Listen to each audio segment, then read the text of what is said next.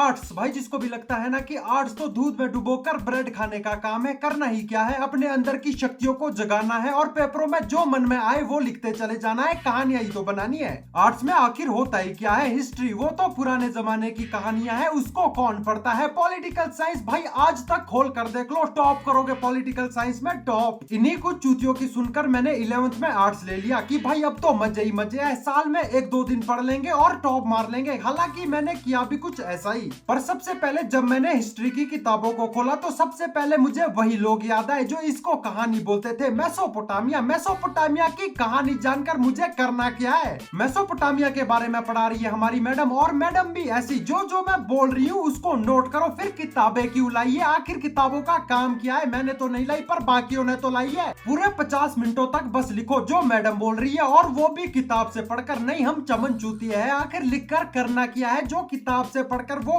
पढ़ रही है भाई, लिखना क्यों है वो। नहीं, आखिर क्या कहानियां है इसमें। ऐसी होती है कहानियां जिनको लिख लिख कर एग्जाम हॉल में ऐसा लग रहा होता है कि मजदूरी कर रहे हैं, और वो भी गधा मजदूरी भाई, लिखते ही चले जा रहे हैं, उंगलियों में छेद हो गए हैं पेन के। हिस्ट्री वाह भाई क्या सब्जेक्ट है ये। इसमें लोग इतना लड़ते थे कि मुझे तो समझ ही नहीं आ रहा कि आज तक मनुष्य जाति जिंदा कैसे है, ये लुप्त कैसे नहीं हो गई। ये लोग सुबह उठते थे, लड़ाई पर चले जाते थे, शाम होते होते सूरा और सुंदरी में डूब जाते थे। भाई इतनी सारी लड़ाइयाँ कैसे याद रखूं मैं। पेपरों में भी फटी रहती थी कि आखिर कौन सी लड़ाई आ जाएगी। मैं शांति प्रिय भगवान का भक्त, लड़ाइयों के बारे में सीख रहा हूँ, षड्यंत्रों के बारे में नॉलेज ले रहा हूँ, धोखेबाजी में तो भाई प्रो बन चुका हूँ मैं। और इतना सब कुछ करने के बाद भी आर्ट्स वालों की इज्जत थोड़ी की जाती है, उन्हें थूका हुआ पान समझा जाता है जो कूड़ेदान के भी लायक नहीं है। बेटा 10वीं पास कर ली, आगे क्या रखेगा। आर्ट्स आर्ट्स अच्छा सरकारी स्कूल में पढ़ा है, आर्ट्स ही तो रखेगा, क्या रख लेगा और कुछ नहीं।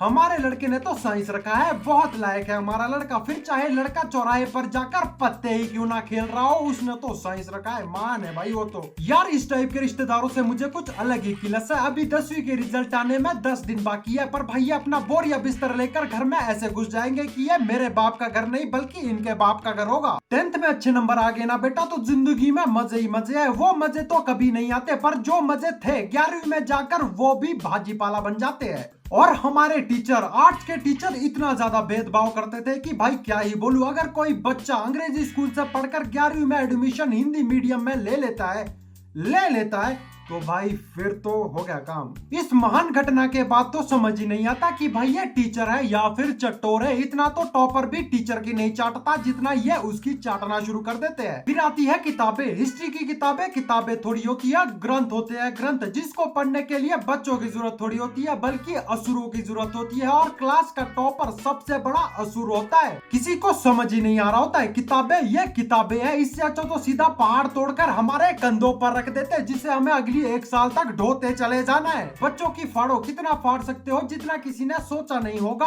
उतनी फाड़ो। एग्जाम हॉल में आने के बाद बच्चा नहीं बल्कि बवासीर का मरीज लगना चाहिए। इतनी मोटी मोटी किताबें लिखते हैं इनके राइटर्स। अरे भाई सारी की सारी लड़ाइयाँ एक ही किताब में लिख दी है, ऊपर से क्वेश्चंस, 4 क्वेश्चन भाई 40 नंबर के हो गए, 10 नंबर का एक क्वेश्चन। फिर चाहे नंबर लेने के लिए जितना मर्जी अपने पेन को घिस लो, जो कर सकते हो वो कर लो, जो नहीं कर सकते वो भी कर लो। 5 से ज्यादा नंबर किसी को नहीं मिलेंगे सिवाय उस एक अंग्रेजी स्कूल से हिंदी मीडियम में पधारे हुए चमन चूतिए के अलावा किसी को नंबर नहीं मिलने वाले, वही तो है टॉपर भाई। इनकी नजरों में बस यही चमन चूतिया पढ़ाकू है और यही दुनिया का नक्शा चेंज करने वाला है। बाकी तो बकरी की पूंछ में लटक कर चरवाहे बनने के लिए यहाँ पर आए।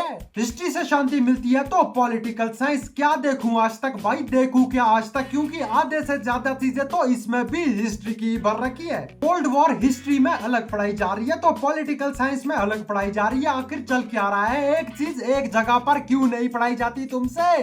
फर्स्ट वर्ल्ड वॉर हिस्ट्री में भी पढ़ाई जा रही है, पॉलिटिकल साइंस में भी पढ़ाई जा रही है। ऐसा करो दोनों किताबों को मिलाकर एक कभी ना खत्म होने वाला ग्रंथ बना दो। दो किताबें क्यों खरीदनी है यार, क्यों खरीदनी है।